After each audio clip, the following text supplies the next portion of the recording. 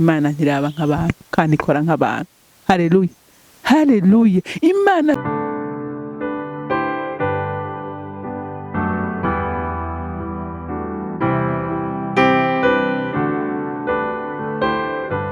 bakunzi bahora CANAAN TV, ndanezerewe kandi gusubira guhura namwe ngo tuganire ijambo ry'Imana.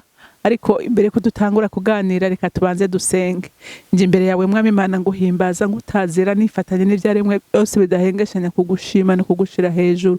Uri Imana nziza, uri Imana idukunda, uri Imana itwitwararika, uri Imana itugwanira intambara, uri Imana iturenganura aho twarenganijwe n'umwasi, kuko umugambi wawe ari mwiza kuri twebwe Mana. Rero ndakunena haje nifatanije n'ivyaremwe byose bidahengeshanya kugushima no kugushira hejuru. Nanje mwami Imana nje ngutazira mvuga ngo uri mwiza ugira neza bugaca bukira. Rero wakira amashimwe yanje, hama icubahiro cose kibi cawe mu izina rya Kristo Yesu. Senze nizeye ko vyumvise. Amen, amen. Rero ijambo Imana impaye kuganira namwe uyu munsi riravuga ngo ivy'umwasi yakunyaze byose Imana irahagurutse ku ntebe yayo kukugarukanira kimwe ku kindi. Haleluya, haleluya. Reka dusome muri Samweli wa kabiri igice c'8 duhere ku igice c'9 duhere ku murongo w'8 dushikane ku murongo wa 13. Arasubira aramunamira ati, mbega jewe umusavye wawe ko ataco narimaze, nari iki ko unyitwararika kandi ndimbwa ipfuye? Umwami araheza arahamagaza Ziba, yari umukozi wa Sawuli, ati, ivyari vya Sawuli vyose n'ivyari ivyo abantu abo mu nzu yiwe bose ndabigabiye mwene sobuja, nawe uzohore umwurimira mwe n'abahungu bawe n'abantu bawe mumushikiriza umwimbu, kugira ngo mwene sobuja azohore aronka ibimutunga. Ariko Mefibosheti mwene sobuja ubwiwe azohora arira ku meza yanje na ntaryo. Kandi Ziba yari afise abahungu 15 n'abantu atunze 20. Maze Ziba yishura umwami ati, ivyumbariye byose jewe umusavyi wawe niko nzobigenza mwami wanje nyene inganje. Nuko Mefibosheti yamarira ku meza y'umwami nk'uwo mu bana biwe, nk'uwo mu bana b'umwami. Kandi Mefibosheti yari afise akana k'agahungu kitwa Mika.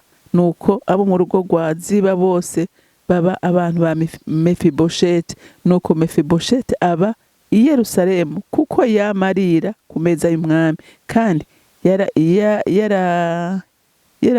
yaramugaye ibirenge byose. Amen.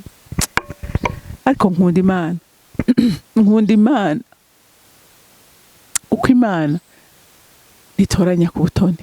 Haleluya. Murumva Mefibosheti nta gikundiro yari afise, yaramugaye ngo maguru yose, ariko Imana kuko igira neza iramukura iyo yarari iramuzana, imuzana ku meza y'umwami. Haleluya. Ngo umwami Dawidi amufata nk'umwana mu bana biwe, ngo yamarira ku meza y'umwami. Haleluya. Muntu w'Imana, ukaba inkoramutima y'Imana, ukemera ko Imana vy'ukuri kubera umurongozi, ntayitazokugeza, ntavyo itazogukorera. Haleluya. Mefibosheti twarabonye ko by'ukuri nta vyizigiro yari afise, nta vyizigiro, kuko murazi yuko yari afise n'ubwoba azi yuko sekuru yakoreye ikibi Dawidi, yamuhize inshuro nyinshi agomba kumwica, yamukoreye ikibi gikomeye. Urumva yumva ata espoir, nta vyizigiro na bikeye yari afise by'uko yogaruka yogaruka i Yerusalemu ku mugwa mukuru. Nta vyizigiro yari afise, kandi uvyumva umva ari ivyo. Ariko nagira ndakubwire, Imana ntiraba nk'abantu kandi ikora nk'abantu. Haleluya, haleluya. Imana ntiraba nk'abantu kandi ikora nkabo, iramwibuka. Haleluya. Nkuko nawe uyu munsi Imana ikwibutse. Haleluya. Imana irakwibutse. Ngo abwira Ziba, tumviriza Ziba ati, icyitwa itongo cyose cya Sawuli. Haleluya. Icyitwa ikintu cyose cya Sawuli byose ndabishikirije Mefibosheti.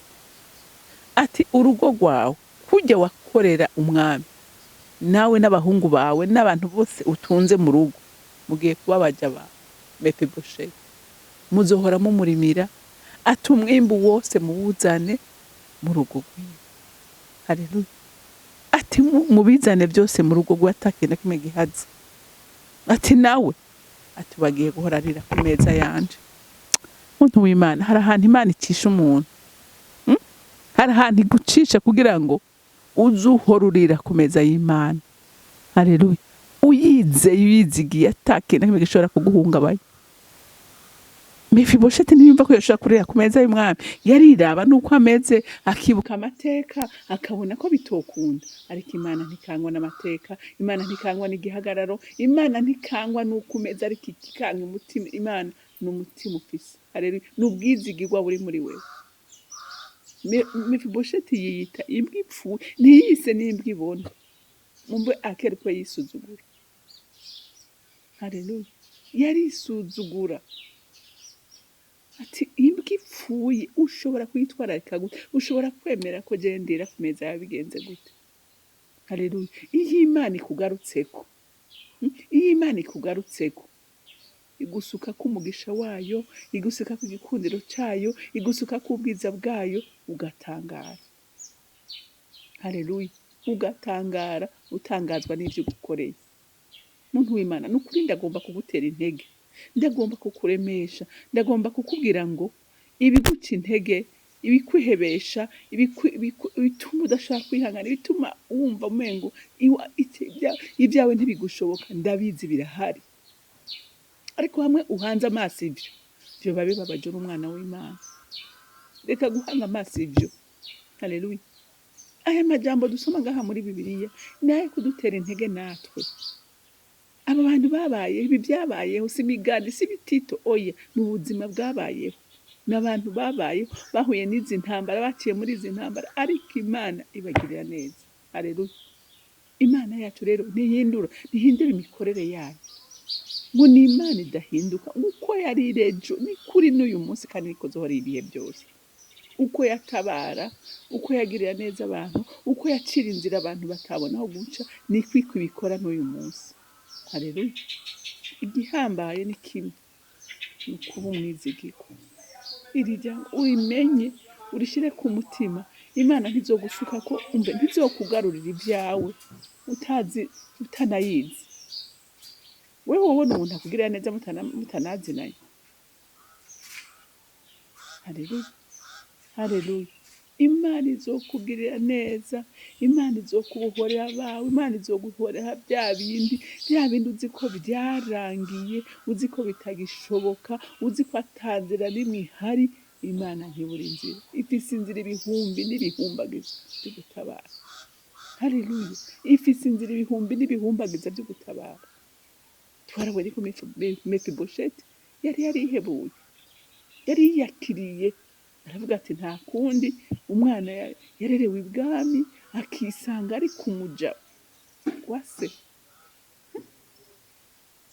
Yari yarihebuye, yari yarihebye, azi ko atakigishoboka. Haleluya. Ariko imbere y'Imana nta kidashoboka. Haleluya. Imbere y'Imana nta kidashoboka, byose birashoboka. Haleluya. Ariko byose inyifato yawe ni determina ibizokuba kwejo. Hariho umuntu uraba by'ukuri ukabona uti ejo hiwe ni heza. Ukamuraba ingena yitwara, ingena ameze, ingena akora, ingena yitwara, ukavuga uti ejo ni heza. Ariko hakaba n'uwundi ubona nta kazoza. Haleluya. Mefibosheti asubizwa ibyiwe byose.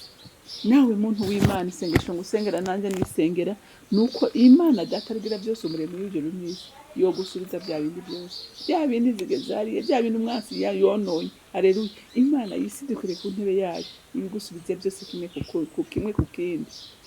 Haleluya. Mefibosheti aranezerwa, Mefibosheti ahabwa icubahiro. Haleluya.